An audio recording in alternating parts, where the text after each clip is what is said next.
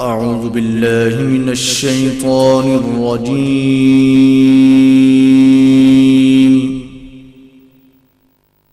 بسم الله الرحمن الرحيم.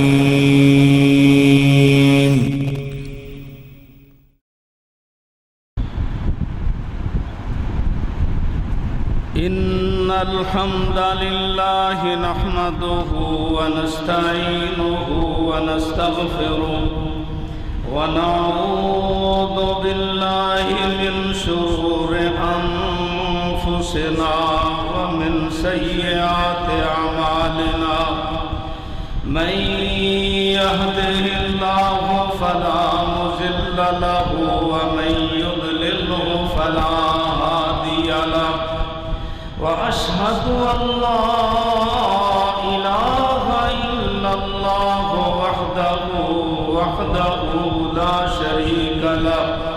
وأشهد أن محمدًا عبده ورسوله أرسله الله بين يدي الساعة بشيرا ونذيرا.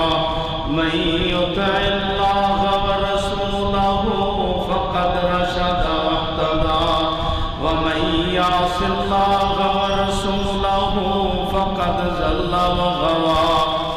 يا أيها الذين آمنوا اتقوا الله حق تقاته ولا تموتن إلا وأنتم مسلمون. يا أيها الناس اتقوا ربكم الذي خلقكم من نفس واحدة وخلق منها زوجها وبث منهما رجالا كثيرا ونساء. واتقوا الله الذي تساءلون به والأرحام إن الله كان عليكم رقيبا. يا أيها الذين آمنوا اتقوا الله وقولوا قولا سديدا يصلح لكم أعمالكم ويغفر لكم ذنوبكم. ومن يطع الله ورسوله فقد فاز فوزا عظيما.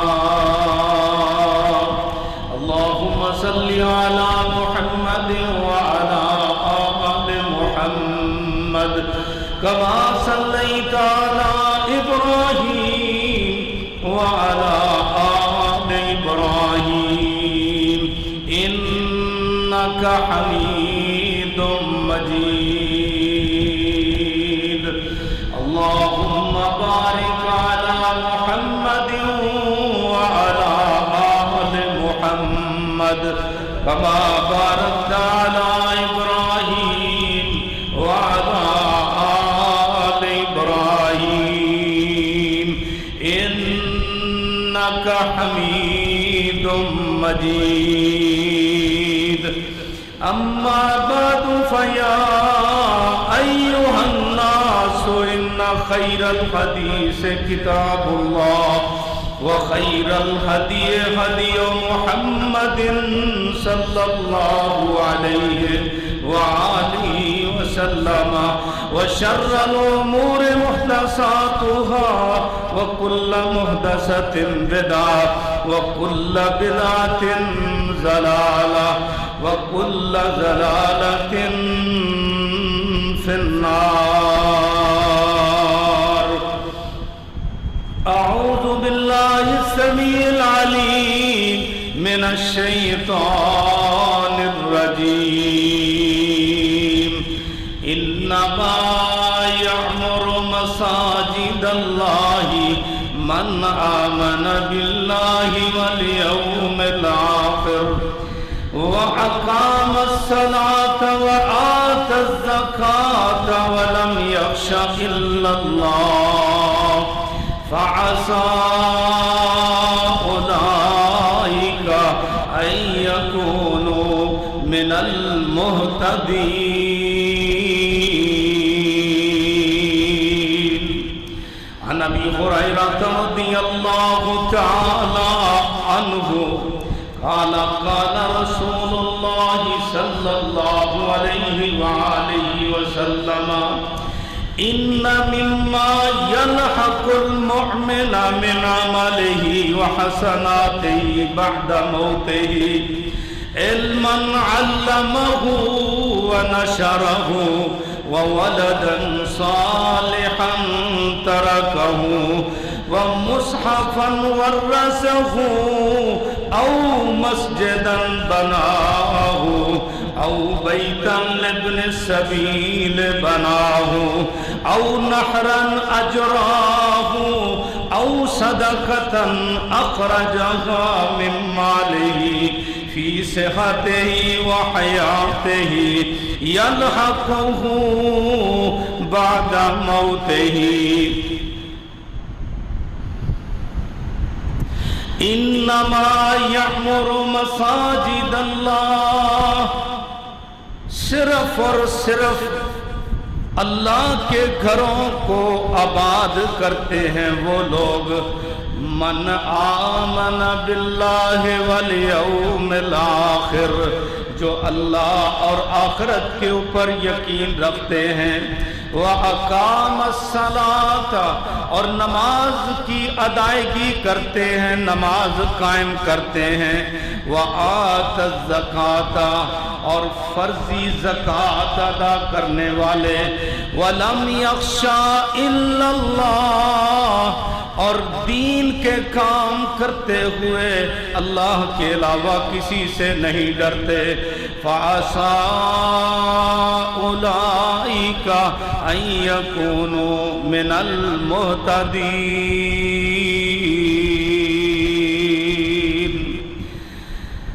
یہی لوگ یقیناً یہی لوگ وہ ہیں جو ہدایت کے اوپر ہیں۔ حضرت ابی ہریرہ رضی اللہ تعالی عنہ سے روایت ہے، وہ فرماتے ہیں نبی اکرم صلی اللہ علیہ وآلہ وسلم نے فرمایا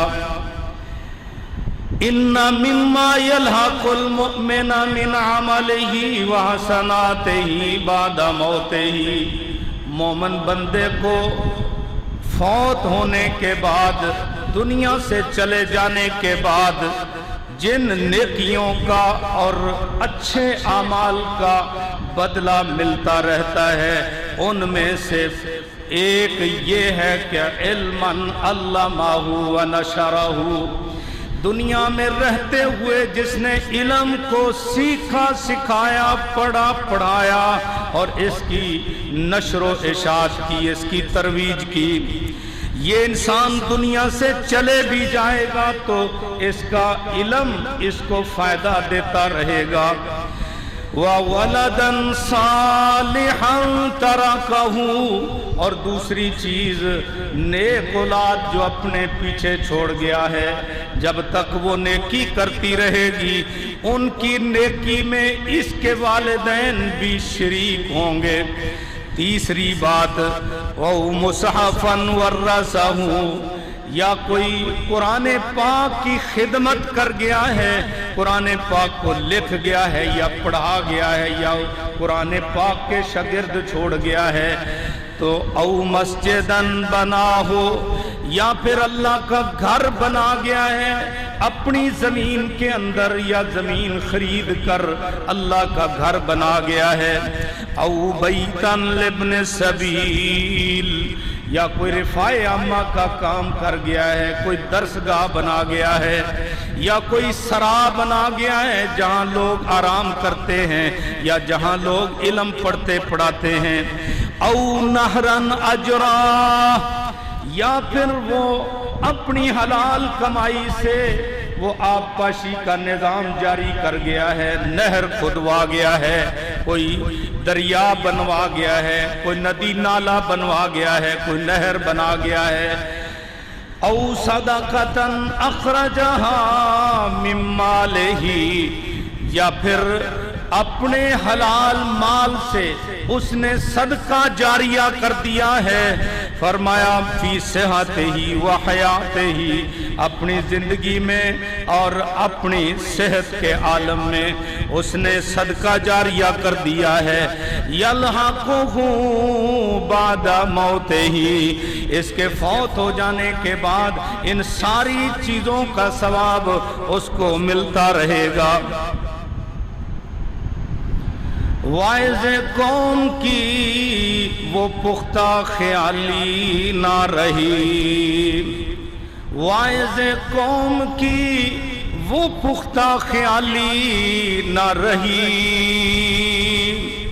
برکے طبی نہ رہی، شعلہ مکالی نہ رہی، رہ گئی رسم ازاں روح بلالی نہ رہی، رہ گئی رسم ازاں روح بلالی نہ رہی، رہ گیا فلسفہ تلقین غزالی نہ رہی۔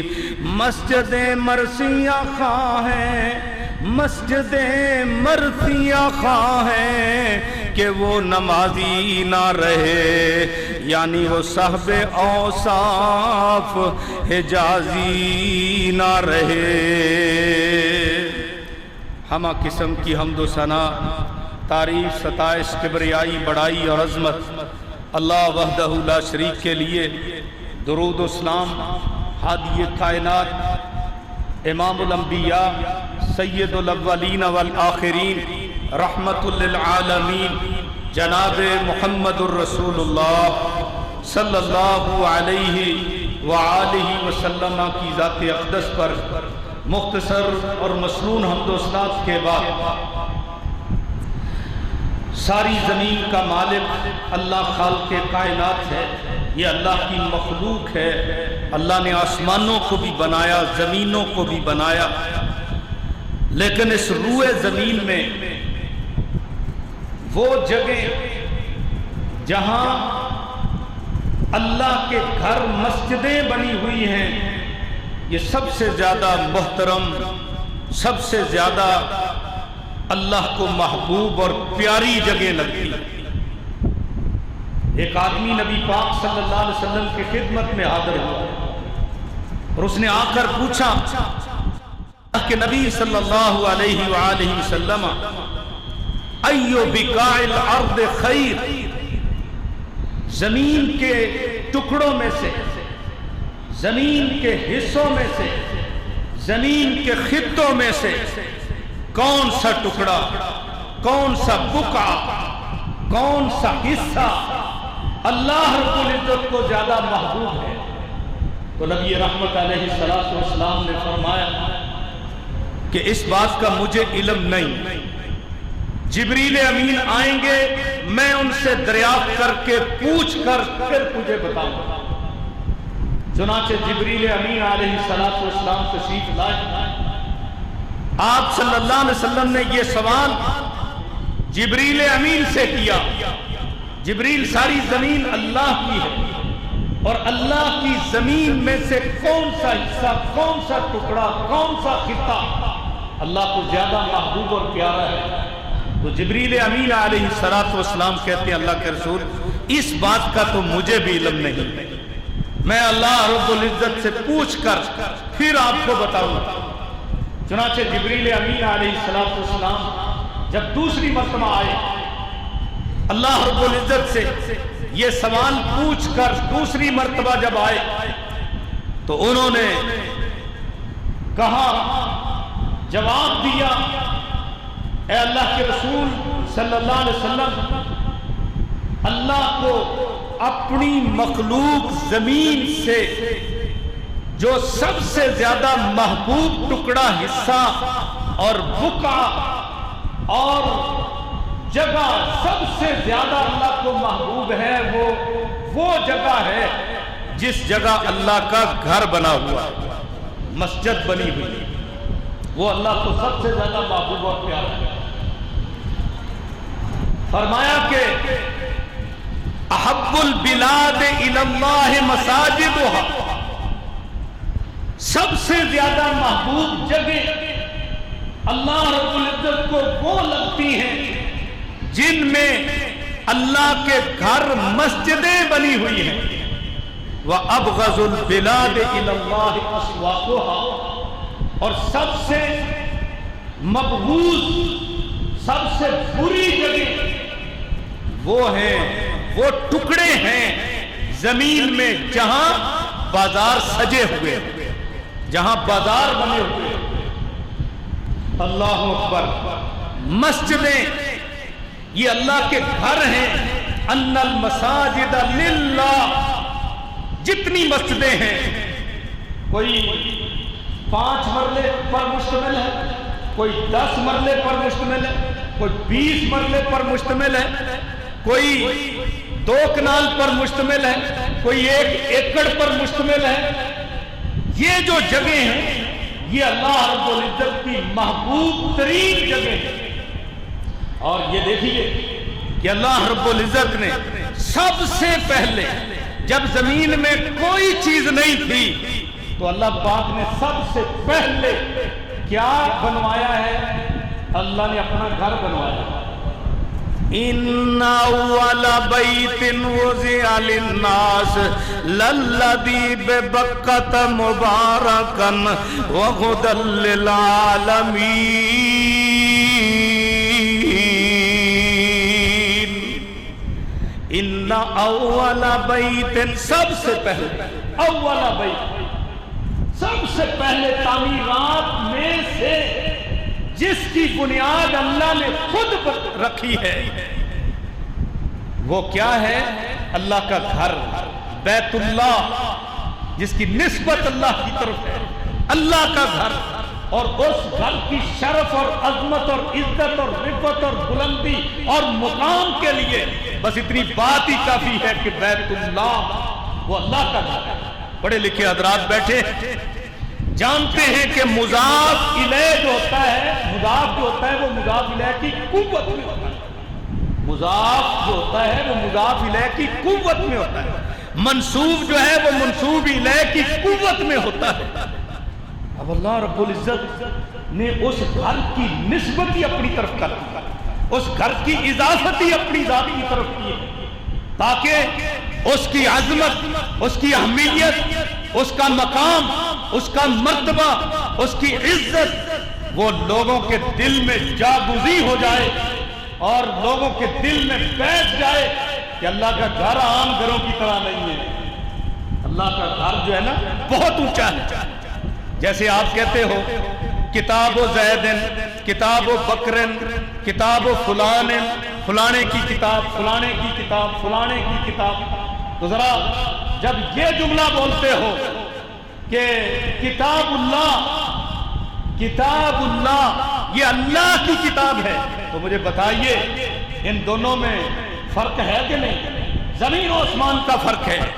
اللہ اکبر. خالق کی کتاب، اللہ کی کتاب، قرآن مجید، ساری دنیا کی کتابیں اکٹھی کر لی جائیں اللہ کی کتاب کے ایک کلمے کے برابر بھی، یعنی اتنی حیثیت ہے اللہ کی کتاب کی. تو اسی طرح بیت اللہ، اللہ کا گھر، سب سے پہلے اللہ نے دنیا میں جو تعمیر کروایا ہے وہ اپنا گھر تعمیر کروایا.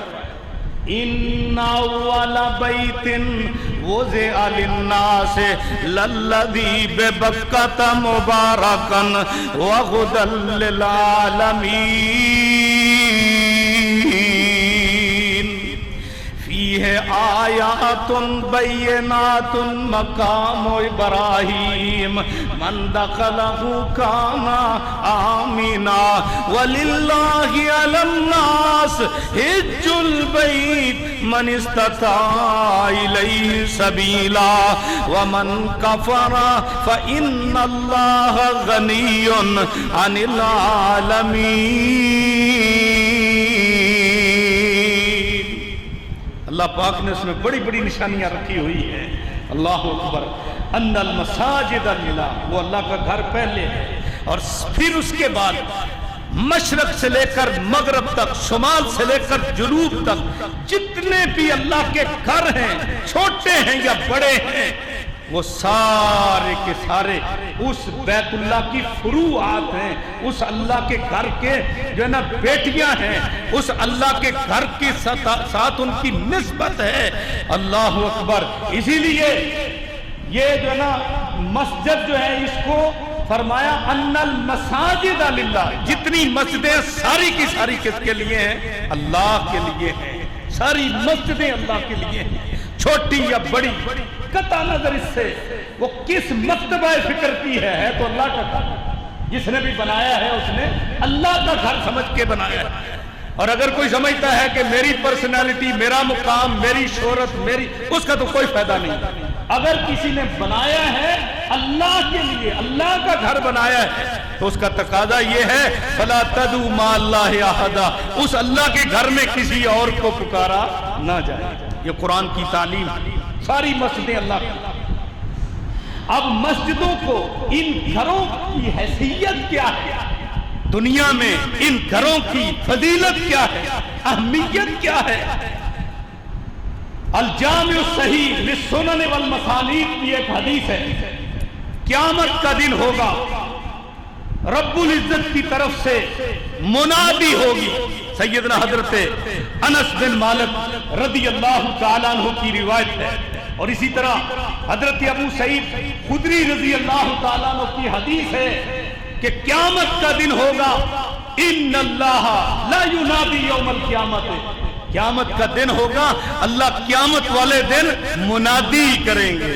منادی کا مطلب کیا؟ اعلان کریں گے۔ اللہ علی رؤوس الناس، علی رؤوس الناس، جب ساری دنیا کائنات کے لوگ ایک میدان میں، جس کو محشر کا میدان کہتے ہیں، وہاں اکٹھے ہوں گے، تو اللہ کی طرف سے منادی ہوگی، اللہ اعلان کریں گے، اللہ منادی کریں گے۔ کیا منادی ہوگی؟ فرمایا اللہ کہیں گے این جیرانی، این جیرانی، میرے پڑوسی کدھر ہے؟ میرے پڑوسی کہاں ہیں؟ اللہ اکبر۔ یہ اعلان سنتے، یہ منادی سنتے، رب العالمین کی طرف سے یہ ندا سنتے ہی سارے لوگ ایک مرتبہ حیران ہو جائیں گے، بھئی اللہ کا پڑوسی کون ہو سکتا؟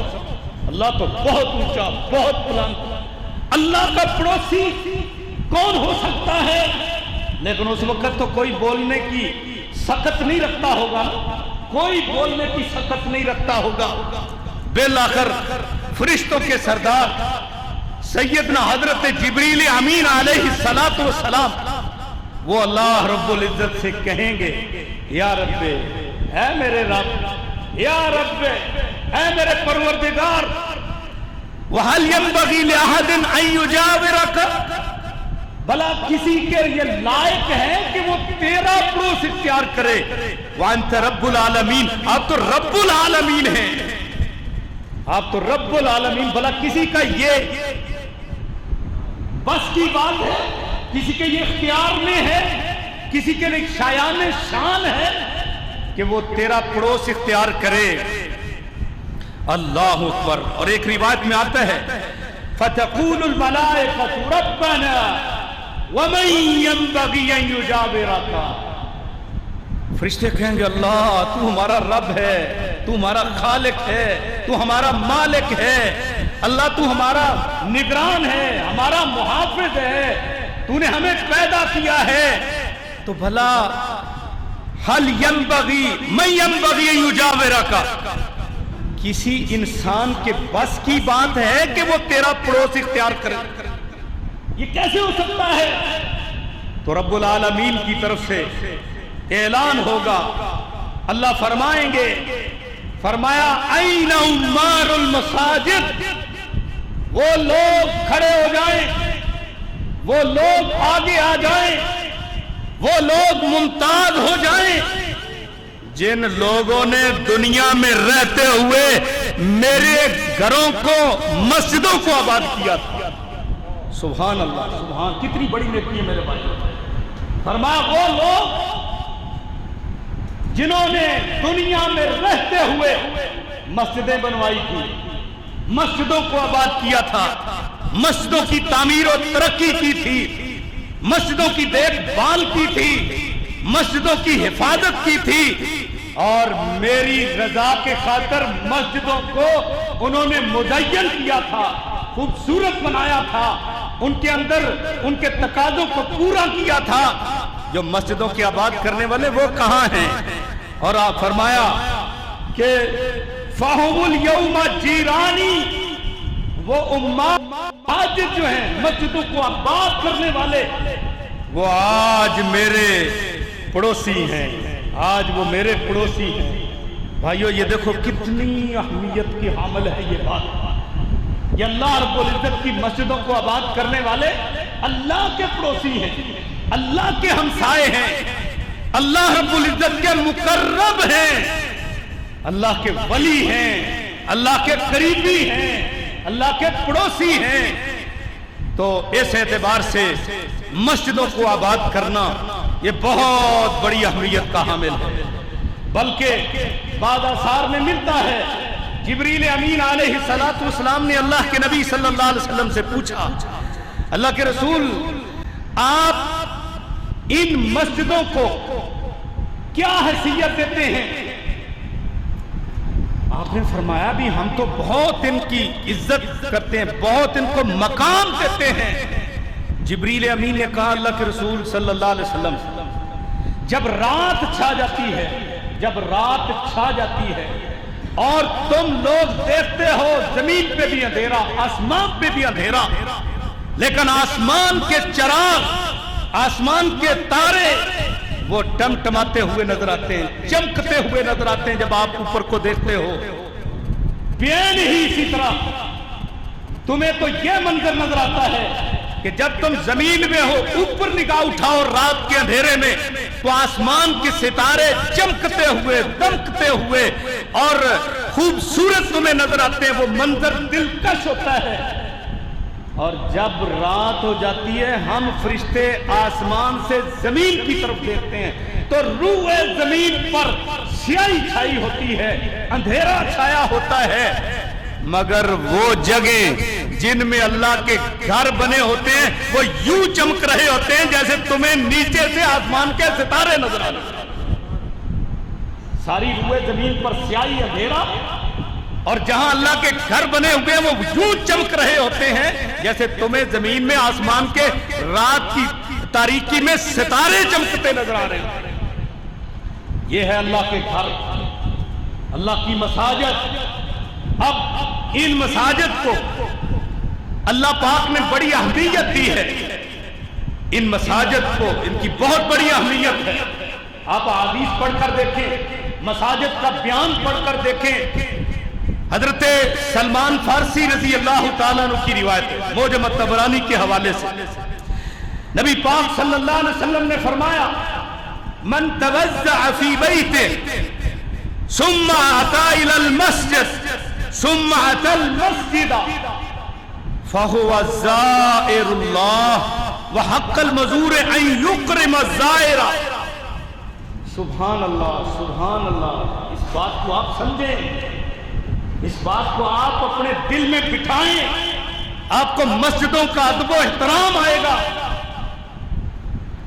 آپ نے فرمایا جو بندہ گھر سے وضو کرتا ہے، آپ تو ماشاءاللہ مسجد میں آ کر وضو کرتے ہو، پیشاب بھی ادھر کیا، قضاء حاجت بھی ادھر کی، غسل بھی ادھر ہی کیا، وضو بھی ادھر ہی کیا۔ سن لو نبی پاک کی حدیث، من توضع فی بیتہ، جو بندہ اپنے گھر میں وضو کرتا ہے، اپنے گھر میں غسل کرتا ہے، اپنے گھر سے پاک صاف ہو کر اللہ کے گھر کی طرف آتا ہے، مسجد کی طرف آتا ہے، اور یہ کتنی حیثیت کا حامل ہے یہ انسان۔ فرمایا فہو زائر اللہ، فہو زائر اللہ، یہ اللہ کا مہمان ہے۔ یہ کون ہے؟ اللہ کا مہمان، یہ بندہ اللہ کا مہمان ہے۔ یارو آج کسی M P M L A کے پاس کچھ جائے یا کسی پرائم منسٹر کے پاس جائے تو وہ پھولے نہیں سماتا کہ میں فلاں کی زیارت کر کے آیا، میں فلاں کو دیکھ کر آیا، میں فلاں سے ملاقات کر کے آیا۔ اللہ اکبر۔ تو جو بندہ خالق کے کائنات، مالک کے ارض و سما، اللہ کے گھر آتا ہے اس کی کیا حیثیت ہوگی، اس کا کیا مقام ہوگا؟ فرمایا کہ فَهُوَ زَائِرُ اللَّهِ، وہ اللہ کا مہمان ہے، وہ حق المزور ہے، اور جس کی زیارت کے لیے آیا ہے، جس کی ملاقات کے لیے آیا ہے، جس کو ملنے کے لیے آیا ہے، اس مزور کا حق کیا ہے؟ ان یکرم الزائر، کہ وہ اپنے مہمان کی مہمان نوازی کرے، اپنے مہمان کی مہمان نوازی کرے۔ یہ اللہ کے مہمان ہیں جو اللہ کے گھر میں آتے ہیں۔ جامع صحیح بخاری کی حدیث ہے۔ مہمانی دیکھیے کہاں سے ملتی ہے۔ یہ مہمانی جو ہے یہ دنیا کے کسی ریسٹورنٹ میں نہیں ہے، دنیا کے کسی ہوٹل میں نہیں ہے، دنیا کے کسی جو ہے نا ترقی یافتہ ملک میں نہیں ہے، بلکہ یہ مہمانی کہاں سے آتی ہے؟ حدیث پاک میں آتا ہے، آپ نے فرمایا، صحیح بخاری کی روایت، ابو ہریرہ رضی اللہ تعالیٰ عنہ حدیث کے راوی ہے، فرمایا من غدا الی المسجد، جو بندہ مسجد کی طرف آئے، او راہا، صبح کو آئے، پہلے ٹائم کو غدا کہتے ہیں، پچھلے ٹائم کو رواحہ کہتے ہیں۔ جو پہلے ٹائم آتا ہے یا پچھلے ٹائم آتا ہے، کلما غدا او راہا اعد اللہ لہ فی الجنت نزلا۔ سبحان اللہ، اللہ پاک اس بندے کی مہمانی جنت سے تیار کرتا ہے۔ اعد تیاری، اعد اللہ لہ، اللہ اس کے لیے تیار کرتا ہے نزلا، مہمانی، فی الجنت، جنت میں۔ سبحان اللہ، اسی لیے حدیث میں آیا کہ جب تم اللہ کے، جب تم جنت کے باغیچوں سے گزرو نا، جنت کے باغیچوں سے تمہارا گزر ہو تو فرتاؤ، کچھ چر چگ لیا کرو، کچھ کھا پی لیا کرو، کچھ جو ہے نا تم عیش و عشرت کر لیا کرو، تفریح کر لیا کرو۔ وہ کیا کھانا ہے؟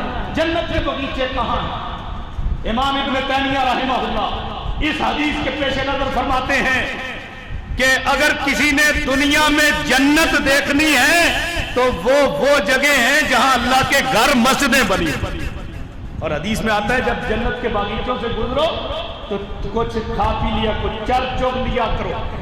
صحابہ پوچھتے ہیں کہ وہ جنت کے باغیچے ہیں کیا؟ ما ریاض الجنہ، دنیا میں جنت، وہ جنت کے باغیچے کون سے ہیں؟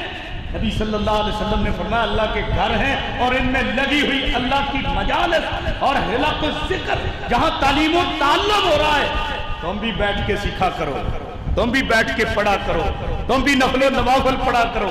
یہی چلنا چکنا ہے۔ اللہ کے گھروں سے جب گزرو، جنت کے باغیچوں سے گزر ہو رہا ہے، اور کچھ کھا پی لیا کرو، آ کے اور کچھ نہیں تو کم سے کم 2 رکعت نماز تو پڑھ لیا کرو۔ بہت بڑی اہمیت ہے 2 رکعت نماز پڑھنے کی۔ وضو کر کے جو بندہ مسجد میں آ کر 2 رکعت پڑھتا ہے، حدیث میں آتا ہے کہ جو حدث بہ نفسہ، وہ خارجی خیالات نہیں لاتا، تو اللہ پاک اتنا خوش ہوتے ہیں اس بندے پر، اتنا خوش ہوتے ہیں، فرمایا غفر لہ ما تقدم من ذنبہ، اس کی زندگی بھر کے گناہوں کے اوپر اللہ قلم پھیر دیتے ہیں۔ یہ جنت کے باغیچے ہیں میرے بھائی، مسجدیں جنت کے باغیچے۔ فرمایا کہ اعد اللہ لہ فی الجنت نزلا کلما غدا او راہا، جب بھی بندہ ہوتا جاتا ہے نا مسجد میں، اور پچھلے ٹائم آئے، پہلے ٹائم آئے، جب بھی مسجد میں آئے، اللہ پاک کا یہ مہمان ہے، اور اللہ نے اس کی مہمانی جنت میں تیار کر رکھی ہے۔ اللہ ان کی مہمانی جنت سے لاتا ہے۔ اتنی اعلیٰ جگہ ہیں میرے بھائیوں، اللہ کی مساجد اتنی خوبصورت جگہ ہیں، بلکہ ایک حدیث میں آتا ہے کہ جو بندہ ان گھروں کی طرف آ جا رہا ہے، فرمایا کل من تطہر فی بیتہ، جو بندہ اپنے گھر میں پاکیزگی حاصل کرے، جو شرعی پاکیزگی ہے، غسل ہے تو غسل کرے، وضو ہے اس کے اوپر تو وضو کرے، جو بندہ طہارت حاصل کر کے ثم مضى الى بیت من بیوت اللہ، پھر اللہ کے گھروں میں سے کسی گھر کی طرف چلتا ہے، بھلے وہ کھولے جمل کی جامع مسجد ہی ہو، وہ اللہ کے گھر کی طرف آتا ہے لِيَقْضِيَ فَرِيضَةً مِّن فَرَائِضِ اللَّهِ، وہ اللہ کے فرائض میں سے کوئی فریضہ انجام دیتا ہے۔ جمعہ فرض ہے، وہ فرض ادا کرنے کے لیے آیا ہوا ہے۔ فرمایا کانت خطوات ہی، اس کے جتنے بھی قدم ہوں گے، جتنے قدم چل کر وہ اللہ کے گھر کی طرف آیا ہے، تو فرمایا ہر قدم کے بدلے اللہ ایک گناہ مٹائے گا، محا خطیئتہ، ایک گناہ اللہ مٹائے گا، اور والاخرى، دوسرے قدم کے بدلے ترفع لہ درجہ، اس کے لیے جو ہے نا اس کا درجہ اونچا کر دیا جائے گا، گناہ بھی معاف ہو گئے، درجات بھی بلند ہو گئے۔ اور صحابہ کرام رضوان اللہ علیہم اجمعین جب انہوں نے یہ حدیث سنی کہ ہر قدم کے بدلے گناہ بھی معاف ہوتے ہیں، درجات بھی بلند ہوتے ہیں، تو حضرات صحابہ کرام پتہ کیا کہتے ہیں؟ کُنَّا لَنُقَارِبُ فِي الْخُطَا، ہم جب اپنے گھر سے مسجد کی طرف آتے تھے نا، چھوٹے چھوٹے قدم رکھ کے آتے تھے، اس لیے کہ ہر قدم کے بدلے گناہ بھی معاف ہوتے ہیں اور ہر قدم کے بدلے اللہ کے ہاں درجات بھی ملتے ہیں۔ تو ہم چھوٹے چھوٹے قدم رکھتے تھے، جتنے قدم زیادہ ہو جائیں گے اتنے گناہ زیادہ معاف ہوں گے، اور جتنے قدم زیادہ ہوں گے اللہ اتنے درجات میں بلندی عطا کرے گا۔ اللہ اکبر۔ یہی وہ اللہ کے گھر ہیں، یہی وہ مساجد ہیں جن کے بارے میں نبی پاک صلی اللہ علیہ وسلم کا حکم ہے، فرمایا بشر المشائین فی الظلم الی المساجد بالنور التام یوم القیامہ۔ بڑی خوبصورت بات آپ نے ارشاد فرمائی، ایمان افروز جملہ آپ نے فرمایا بشر المشائین، جو اپنے گھروں سے پیدل چل کے اللہ کے گھروں کی طرف آتے ہیں ان کو بشارتیں دے دو، ان کو خوشخبریاں سنا دو۔ کس بات کی خوشخبری؟ فرمایا بالنور التام یوم القیامہ، قیامت کا دن ہوگا اللہ ان کو مکمل ہی روشنی دے دے، کیونکہ قیامت والے دن روشنی ملنی ہے اپنے اعمال کے بقدر، کسی کی پہاڑوں جیسی روشنی، کسی کی جو ہے نا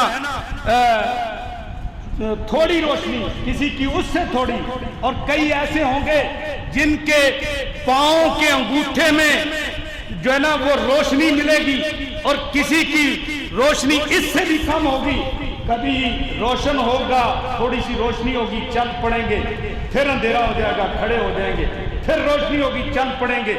اللہ اکبر۔ اور جو لوگ اللہ کے گھروں کی طرف پیدل چل کر آنے والے اندھیروں کے اندر پھر ظلم میں، اندھیروں میں، یعنی فجر اور عشاء، فجر اور عشاء پڑھنے والے گھروں میں، فرمایا ان کو مکمل قیامت والے دن روشنی کی بشارت سنا دو، ان کے لیے پوری روشنی ہوگی قیامت والے دن۔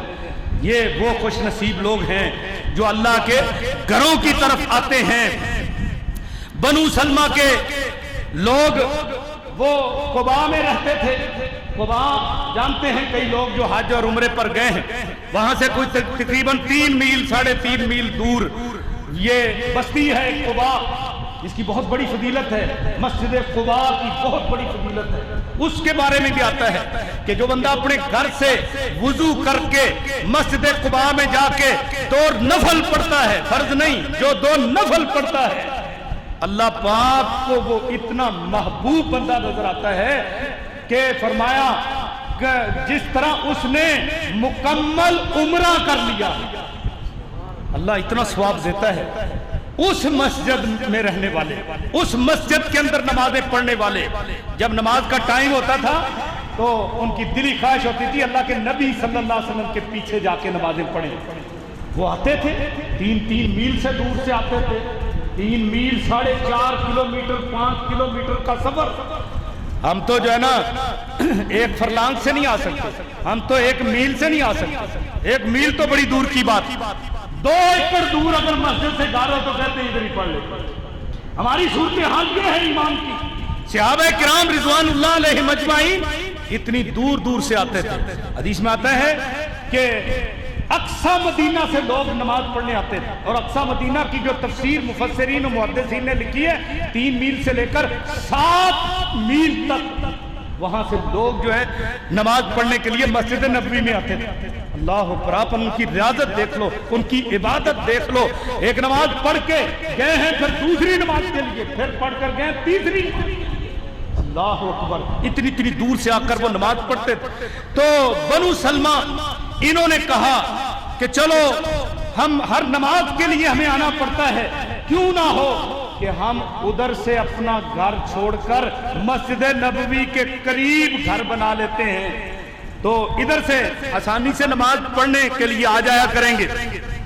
نبی صلی اللہ علیہ وسلم کو ان کے اس پروگرام کا پتہ چلا تو آپ صلی اللہ علیہ وسلم نے فرمایا، بنی سلمہ دیارکم تکتب آثارکم، دیارکم تکتب آثارکم۔ بنو سلمہ تم بڑے خوش نصیب لوگ ہو، بڑے خوش نصیب لوگ ہو۔ آپ نے فرمایا ہم تو اپنے گھروں سے اٹھتے ہیں اور قریب مسجد ہے اس میں چلے جاتے ہیں، تم بڑے خوش نصیب لوگ ہو۔ کیسے؟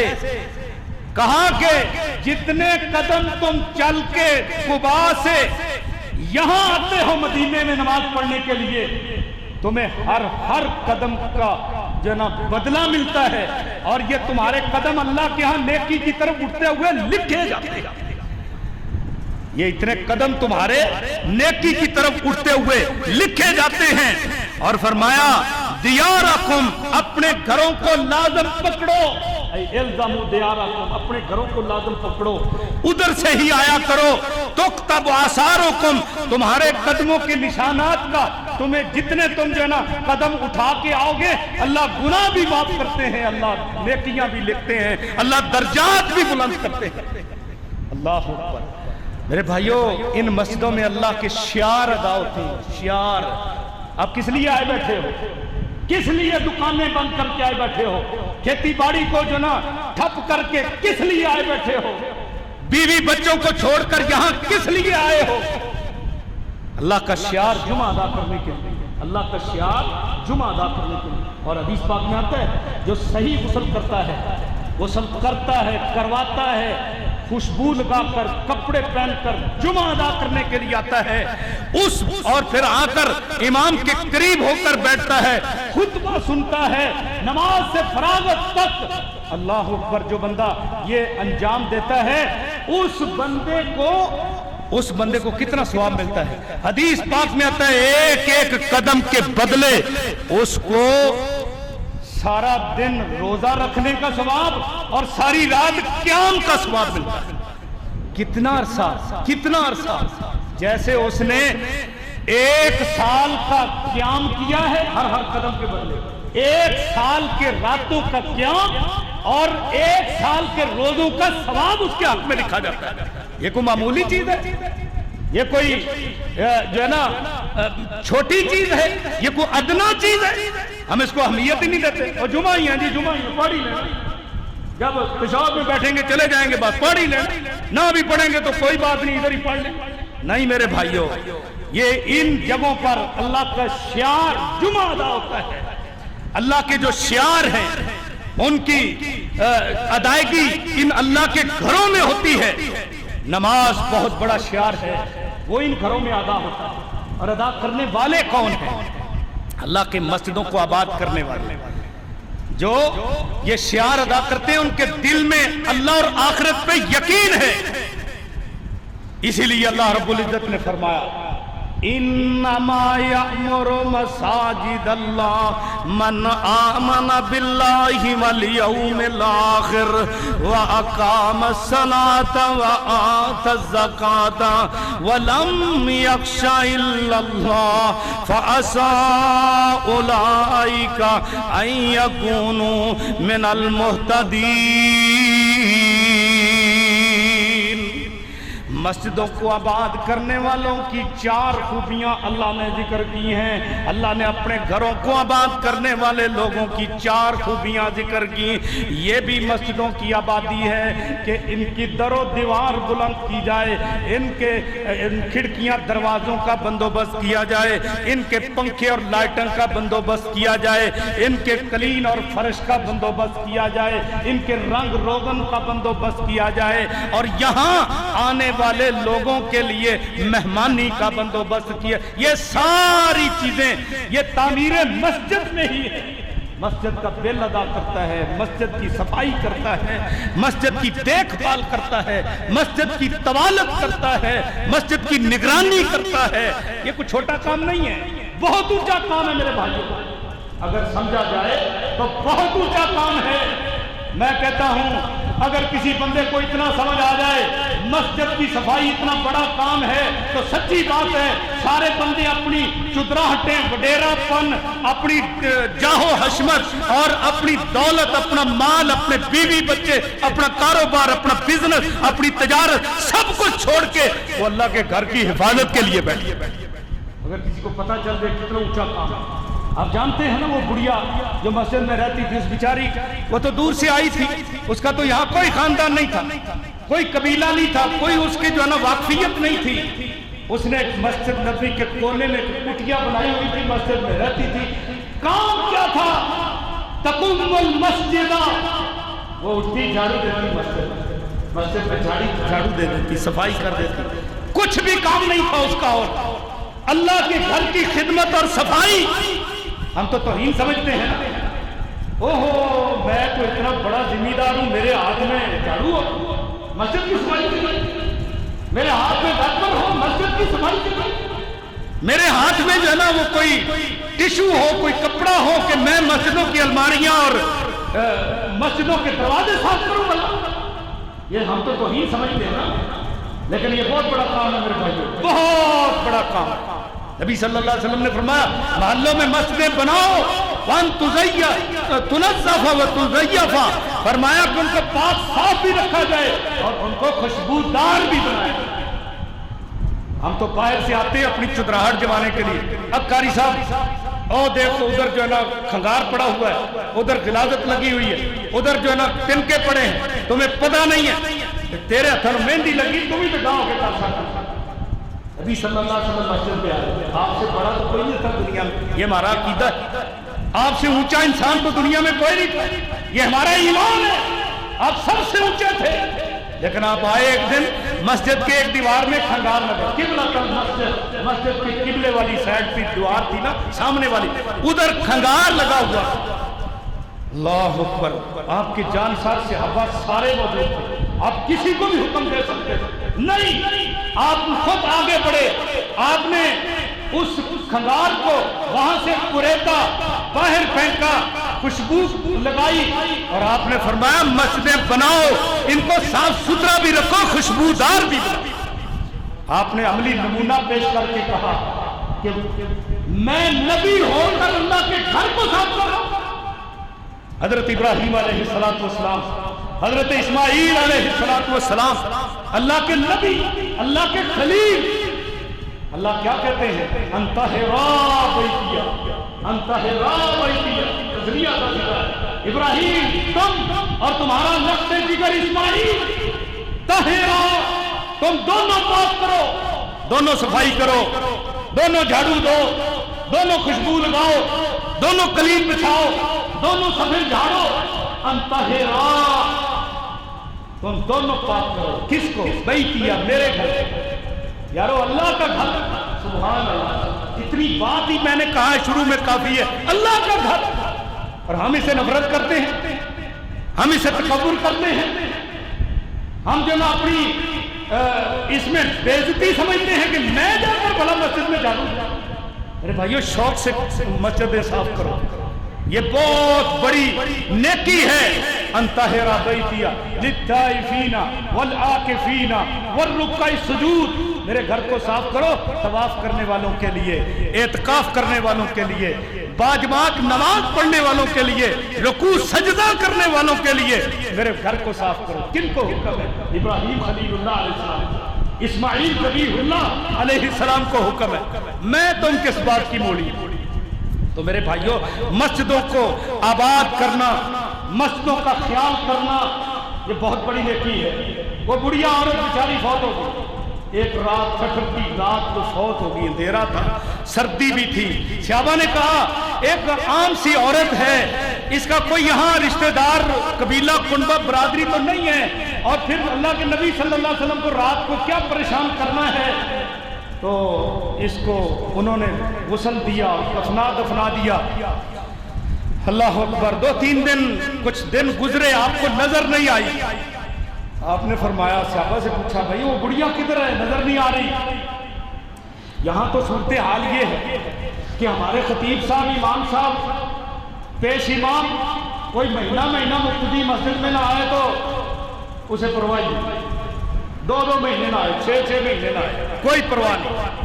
آپ نے 2 یا 3 دن اس بڑھیا کو غم پا کر کہا، یہاں وہ مائی صاحب ہم کدھر ہیں؟ اللہ اکبر۔ جو مسجد کی خدمت کرتی تھی، تقم المسجد، مسجد کی خادمہ تھی، وہ کدھر ہے؟ صحابہ کہنے لگے اللہ کے رسول وہ تو فلانی رات فوت ہو گئی تھی، ہم نے ابھی عام سی عورت ہے، آپ کو کیا جو نا بیدار کرنا ہے؟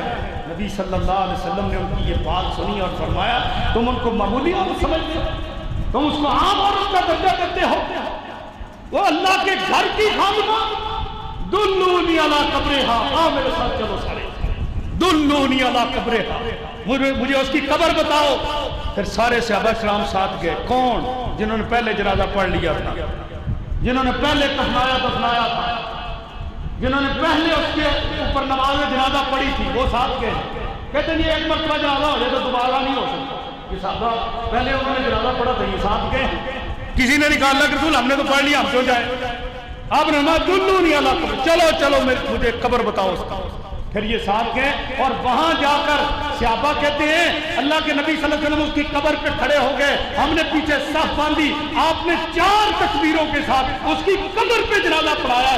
جاؤ پوری کائنات کے اندر، کائنات حدیث کے اندر مجھے کوئی دوسرا واقعہ تو دکھاؤ کہ کسی کی قبر پہ جا کے نبی پاک نے جنازہ پڑھا۔ کس کی قبر پہ جا کے پڑھا ہے؟ جو مسجد کی خادمہ تھی، جو اتنے اونچے مقام والی عورت تھی۔ تو مسجد کی خدمت یہ بھی ہے کہ در و دیوار بنانا اور اس کی تعمیر، ترقی کے لیے اقدام کرنا، یہ بھی تعمیر ہے، یہ بھی آبادی ہے۔ اور ایک آبادی جو اللہ نے ذکر کی وہ کیا ہے؟ فرمایا کلمہ حسر بول کر، اللہ نے فرمایا کلمہ حسر بول کر، اس بات کو ذرا دل کے دریچے کھول کے سنیے، انما یامر مساجد اللہ، مسجدوں کو آباد کرنے والے صرف وہ لوگ، صرف انما کلمہ حسر ہے، جس طرح کہا جاتا ہے نا انما الہکم الہ واحد، صرف تمہارا معبود ایک ہی ہے، اسی طرح کہا انما یامر مساجد اللہ، اللہ کی مسجدوں کو آباد کرنے والے صرف وہ لوگ ہیں۔ کون؟ جن کی پہلی خوبی یہ ہے کہ من آمن باللہ والیوم الاخر، جو اللہ اور آخرت پہ ایمان رکھنے والے ہیں۔ عقیدہ، عمل سے پہلے عقیدہ یہ ضروری ہے، عمل سے پہلے عقیدہ ضروری ہے۔ کئی لوگ جو ہے نا وہ بڑی بڑی مساجد بنا لیتے ہیں، بڑے بڑے منار بنا لیتے ہیں، اس میں نقش و نگار بھی کر لیتے ہیں، تو ان کا عقیدہ ٹھیک نہیں ہوتا، ان کا عقیدہ درست نہیں ہوتا۔ کام تو بڑا اونچا کیا انہوں نے، اور بھائی کام تو اونچا ہے لیکن عقیدہ ٹھیک نہیں ہے۔ جیسے حضرت عباس ابھی تک مسلمان نہیں ہوئے تھے، بدر کے قیدیوں میں آئے، ادھر سے نبی پاک صلی اللہ علیہ وسلم کے صحابی حضرت علی المرتضیٰ جو حضرت عباس کے بھتیجے تھے، یہ چچا اور بھتیجا ایک جگہ پر جمع ہو گئے۔ چچا کہتا ہے ہم تمہاری نسبت اونچے ہیں اور مقرب اللہ ہیں، ہمارا کام بڑا اونچا ہے۔ کیا کام ہے؟ ہم دور دراز سے آنے والے حاجیوں کو رہائشیں دیتے ہیں، ان کو کھانا پانی کا بندوبست کرتے ہیں، ان کے لیے مسجد حرام کی صفائی کرتے ہیں، مسجد حرام میں ان کو ہم ستو بھگو بھگو کر پلاتے ہیں. یہ ہمارا کارنامہ ہے. ہم اللہ کے گھر کے متولی ہیں. اللہ کے گھر کے متولی. کام چھوٹا نہیں ہے, بڑا اونچا کام ہے. اللہ کے گھر کے متولی ہیں. ہمارا کام بہت اونچا ہے. ہم نیکی میں تم سے کہیں آگے ہیں. یہ چچا نے کہا. اور حضرت علی المرتضیٰ رضی اللہ تعالیٰ عنہ وہ فرماتے ہیں کہ ہم وہ لوگ ہیں کہ جو اللہ پر ایمان لائے, اللہ کے رسول پر ایمان لائے. اللہ اور اس کے رسول کے حکم سے ہم نے ہجرت کی. اللہ اس کے رسول کے حکم سے ہم نے ہجرت کی. پھر اس پر بس نہیں, اللہ اور اس کے رسول سے کے حکم کے ساتھ ہم نے اللہ اور اس کے رسول کے دشمنوں اور باغیوں سے جہاد بھی کی. اللہ کے راستے میں ہم نے جہاد بھی کیا, ہجرت بھی کی, گھر بار چھوڑے, مال و دولت چھوڑا, بعد نے بیوی بچے تک چھوڑ دیے. بعد میں اللہ کے لیے ہجرت کرتے وقت جو زیب تن کپڑے تھے وہ بھی اتار کے ٹاٹ پہن کر انہوں نے ہجرت کی ہے. ہم وہ لوگ ہیں جنہوں نے اللہ پر ایمان ہے, اللہ کے رسول پر ایمان لائے, ان کے حکم سے ہجرت اور جہاد کیے. اللہ اکبر. تو یہ گفتگو ہو رہی ہے. کہاں ہو رہی ہے؟ مدینے میں ہو رہی ہے. غزوہ بدر کے بعد ہو رہی ہے. چچا ابھی تک اسلام نہیں لایا, کیونکہ حضرت عباس تو فتح مکہ میں مسلمان ہوئے نا. تو یہ سن 2 ہجری کی بات ہے جو گفتگو جو ہو رہی ہے, اور وہ تو 8 ہجری میں مسلمان ہوئے. تو اب یہ چچا بھتیجے کی گفتگو کہاں ہو رہی ہے؟ مدینے کی سرزمین میں. چچا ابھی تک مسلمان نہیں ہے, حالت شرک پر ہے, اسی لیے تو بدر کے قیدیوں میں آئے. اللہ اکبر. مختصر یہ اللہ رب العزت نے آسمان سے فیصلہ کیا. اللہ نے آسمان سے فیصلہ کیا. قرآن پاک پڑھیے, سورہ توبہ اٹھائیے. اللہ کیا فرماتے ہیں؟ فرمایا اجعلتم سقایت الحاج و امارت المسجد الحرام کمن آمن باللہ والیوم الاخر وجاہد فی سبیل اللہ لا یستوون عند اللہ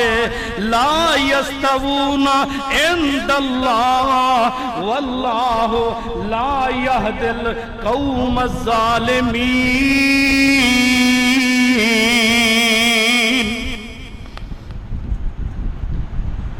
اے میرے مدینے کے رہنے والے لوگوں, اجعلتم, اللہ مخاطب ہو رہے ہیں ان کو, کہ کیا تم نے بنا لیا ہے سقایت الحاج, حاجیوں کو پانی پلانا, ستو بھگو بھگو کے پلانا, اور وعمارت المسجد الحرام, مسجد حرام کی تعمیر کرنا, اس کے در و دیوار بلند کرنا, اس کی صفائی کرنا, اس کی طوالت کرنا. کیا تم نے اس کام کو بنا لیا ہے کمن آمن باللہ والیوم الاخر وجاہد فی سبیل اللہ, اس شخص کی نیکی کے ساتھ ملا رہے ہو جو اللہ پر ایمان لایا ہے, آخرت پر ایمان لایا ہے, وجاہد فی سبیل اللہ, اور اللہ کے راستے میں اس نے جہاد کیا ہے. فرمایا لا یستوون عند اللہ, دونوں اللہ کے نزدیک برابر نہیں ہیں. کہاں سے فیصلہ ہے؟ آسمان سے. وہ کوئی کام چھوٹا کرتے تھے, بہت بڑا کام تھا. حاجیوں کو پانی پلانا, اللہ کے مہمانوں کی خدمت کرنا, ہاں جی, اللہ کے وفد اللہ جو ہے, اللہ کے مہمان, ان کی خدمت کرنا, یہ معمولی کام نہیں ہے. پھر اللہ کے گھر کی طوالت, اللہ کے گھر کی صفائی, تعمیر و ترقی کرنا, یہ کوئی چھوٹا کام نہیں ہے. لیکن عقیدہ ٹھیک نہیں تھا, عقیدہ درست نہیں تھا. تو فرمایا لا یستوون عند اللہ, یہ دونوں اللہ کے برابر, اللہ کے ہاں برابر نہیں ہیں. واللہ لا یہدی القوم الظالمین, اللہ ظالم قوم کی کبھی رہنمائی نہیں فرمایا کرتے. پھر فرمایا الذین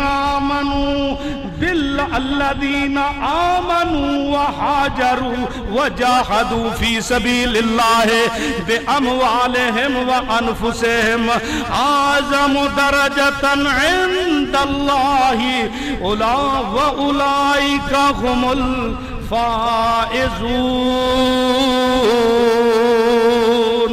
جو جو لوگ اللہ پر ایمان لائے اور آخرت پر ایمان لائے اور انہوں نے اللہ کے راستے میں ہجرت کی، انہوں نے اللہ کے راستے میں جہاد کیا اپنے مالوں کے ساتھ اور اپنی جانوں کے ذریعے، فرمایا اعظم درجتاً، ان کا درجہ تو بہت ہی اونچا ہے، وَأُولَئِكَ هُمُ الْفَائِزُونَ، اور یہ ہیں اصل کامیاب لوگ، یہ ہیں اصل کامیابی والے۔ اور فرمایا ما کان للمشرکین ان یامروا مساجد اللہ شاہدین علی انفسہم بالکفر حبطت اعمالہم اولئک حبطت اعمالہم وفی النار ہم خالدون۔ کسی مشرک کے لائق نہیں ہے کہ وہ اللہ کی گھر کو آباد کرے، وہ تو برباد کرتا ہے، آباد کہاں کرتا ہے، اگر کرے بھی تو اس کو کوئی نیکی نہیں ملتی۔ فرمایا کہ اَيَعْمُرُوا مَسَاجِدَ اللَّهِ، ان کے لیے یہ لائق ہی نہیں ہے مشرکوں کے لیے کہ اللہ کے گھروں کو آباد کرے، شاہدین علی انفسہم بالکفر، یہ تو اپنے آپ پر کفر کی گواہی دینے والے اور اعتراف کرنے والے ہیں۔ فرمایا اولئک حبطت اعمالہم، یہ وہ لوگ ہیں جن کے دنیا میں اعمال برباد ہو گئے، واولئک وَهُمْ فِي النَّارِ هُمْ خَالِدُونَ، اور یہ وہ لوگ ہیں جو ہمیشہ جہنم میں رہنے والے ہیں۔ اللہ اکبر۔ دیکھیے سب سے پہلی بات جو میں سمجھانا چاہتا ہوں وہ کیا ہے؟ انما یامر مساجد اللہ من آمن باللہ والیوم الآخر، جو اللہ آخرت پر ایمان رکھتا ہے وہ اللہ کے گھروں کو آباد کرتا ہے، اللہ کے گھروں کی دیکھ بھال کرتا ہے، اللہ کے گھروں کی تعمیر کرتا ہے، اللہ کے گھروں کو پر رونق بناتا ہے، ان کو ویران نہیں کرتا، ان کو ویران نہیں کرتا۔ جس کا اللہ اور آخرت پہ یقین ہو، جس کا اللہ اور آخرت پہ یقین ہو، اس کے پاس بہانے بہت زیادہ ہوتے ہیں، اس کے پاس بہانے بہت زیادہ ہوتے ہیں، وہ اللہ کے گھروں کو آباد کرنے کی بجائے گراتا ہے۔ آپ نے سنا ہے نا، کسی کے ایما پر، کسی کے اشارے پر، قطع نظر سے میں کسی کو نامینیٹ نہیں کر رہا، کسی کے اشارے پر، کسی کے ایما پر اللہ کے گھر ماڈل ٹاؤن اسلام آباد کی مسجد توحید کو گرایا گیا۔ آپ جانتے ہیں میڈیا پہ عام یہ خبر معروف ہے، اور آپ کے چودھری پرویز الہی نے جو اس کے بارے میں بیان کیا کہ خون کی آنکھوں، خون کے آنسو جو ہے نا آ رہے ہیں، یقین کرو کہ اسلام آباد، اس کا نام ہی اسلام آباد، وہاں اللہ کے گھر اور کئی چیزوں کی آڑ لے کر گرایا گیا ہے۔ اللہ اللہ، میرے بھائیوں کیا جواب ہوگا ان لوگوں کا؟ قطع نظر، کسے باشد، کون ہے پیچھے، اس کا محرک کون ہے؟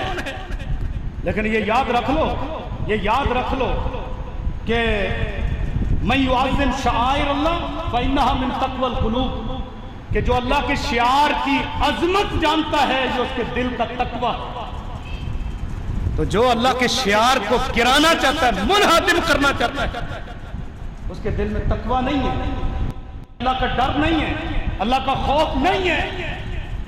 ابرا آیا تھا نا، یمنی بادشاہ ابرا، ہاتھیوں پر، اور اس نے وہ وادی محصر کے اندر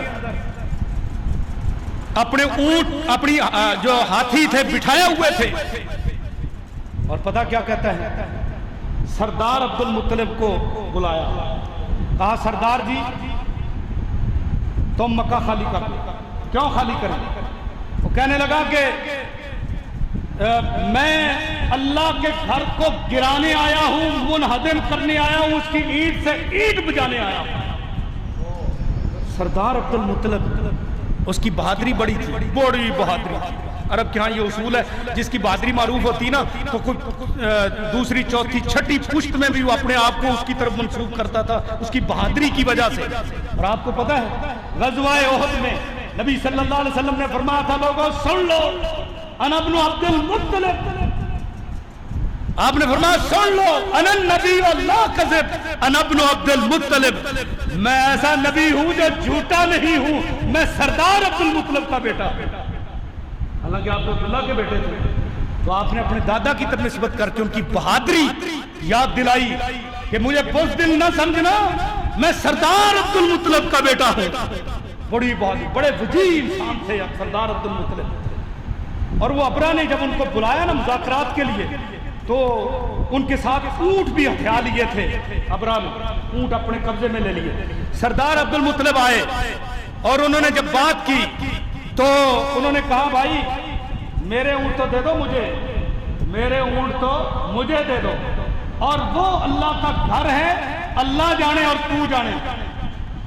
وہ کہنے لگا ابرا کہ میں نے تو سنا تھا سردار عبد المطلب بڑے بہادر آدمی ہیں، بڑے دلیر آدمی ہیں، بڑے شجاع آدمی ہیں، وہ تو جو ہے نا ہمارے لیے رکاوٹ کا باعث بنے۔ انہوں نے بات کیسی کی کمزور سی کہ میرے اونٹ مجھے دے دو، تم جانو اور اللہ جانے، تم جانو اور گھر والا جانے۔ تو اتنی کمزور بات کی ہے۔ اللہ اکبر۔ جب اس نے اپنے ہاتھیوں کو اٹھایا بیت اللہ کے اوپر چڑھائی کے لیے، پھر آپ جانتے ہیں اللہ نے کسی ٹینکوں سے نہیں، کسی توپوں سے نہیں، کسی ٹیکنالوجی سے نہیں، کسی انسانوں سے نہیں، کسی حیوانوں سے بھی نہیں، بلکہ حیوانوں میں سے بھی ایک چھوٹی سی مخلوق ابابیل، چھوٹے چھوٹے پرندے، اب پان پیتیاں دیکھیے ابابیل اسی قسم کے چھوٹے چھوٹے پرندے، اور وہ کتنا پتھر اٹھا لیں گے؟ کوئی من کا پتھر اٹھا لیں گے 20 کلو کا، 5 کلو کا، سوال ہی پیدا نہیں ہوتا۔ کتنی کنکری اس کے منہ میں آ سکتی ہے؟ بالکل چھوٹی سی کنکری۔ مجھے حضرت حافظ صاحب نے بتایا کہ وہاں ایک کنکری ملی ہے، کیونکہ وہ کنکریاں نشان زدہ تھی، ان کو کافروں کے نشان اوپر جو نا ان کے نشان نام لکھے ہوئے تھے، نشان زدہ کنکریاں تھیں، قاسف معقول جن کے ساتھ ان کا جو نا ان کو تہس نہس کیا اللہ رب العزت نے۔ تو وہ ایک کنکری ملی ہے اور وہ کہتے ہیں اس کی پتہ نہیں کتنے کروڑ روپیہ قیمت لگ گئی، کتنے ڈالر، کتنے کروڑ ڈالر اس کی قیمت لگ گئی ہے، اور جس کو ملی ہے وہ نہیں دے رہا۔ بہرحال ایک تاریخی واقعہ ہے۔ تو وہ ابابیل جو ہیں وہ آئے جھنڈ در جھنڈ، الم تر کیف فعل ربک باصحاب الفیل۔ اللہ اکبر۔ پوری سورۃ فیل اللہ نے نازل فرمائی۔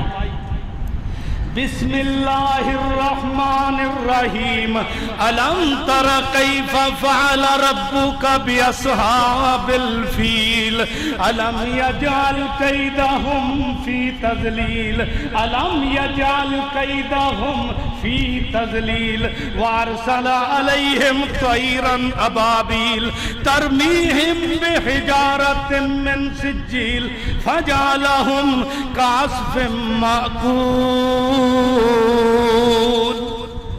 اللہ نے پھر کیسے حفاظت کی؟ چھوٹے چھوٹے پرندے بھیج کر نا ان کی ساری پلاننگ، سارے منصوبے، سارے حربے اور سارے ان کے جتنے بھی ہتھ گنڈے وہ استعمال کر کے لائے تھے، اللہ نے تذلیل ان کو خاک میں ملا کر ان کو ذلیل اور رسوا کر، ہاتھیوں کے اوپر لگتے تھے وہ کنکر آ کر، ترمیہم بحجارۃ من سجیل، وہ ابابیل ان کے اوپر ترمیہم پھینکتے تھے بحجارۃ پتھر من سجیل، کنکریاں کنکریاں پھینکتے تھے۔ پھر بنا کیسے دیا؟ فجعلہم کعصف مأکول۔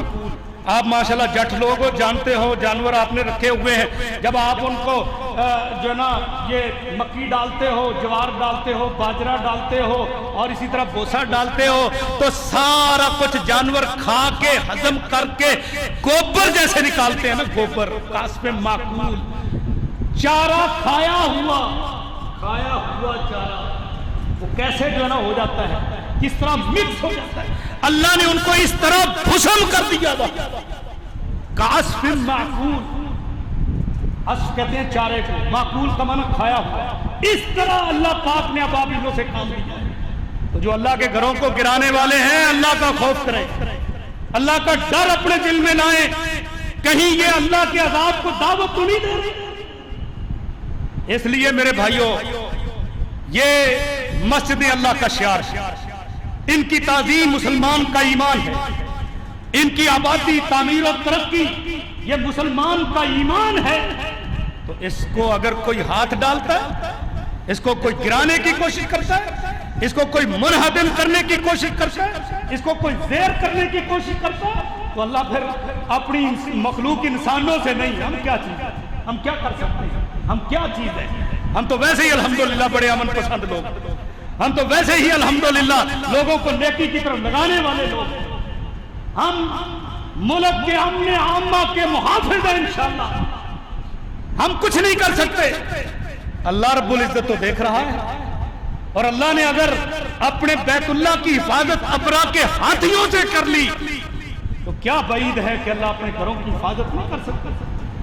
اور یہ ہمارے لیے بہت بڑا چیلنج ہے اس وقت مسلمانوں کے لیے کہ اسلام آباد میں مندر تو تعمیر ہو، مندر تو تعمیر ہو، اب اسلامی گرانٹ کے ساتھ، اور مسجدیں ان کو منہدم کر دیا جائے، مسمار کر دیا جائے، کئی ایسی چیزوں کی جو خود ساختہ ہیں آڑ لے کر۔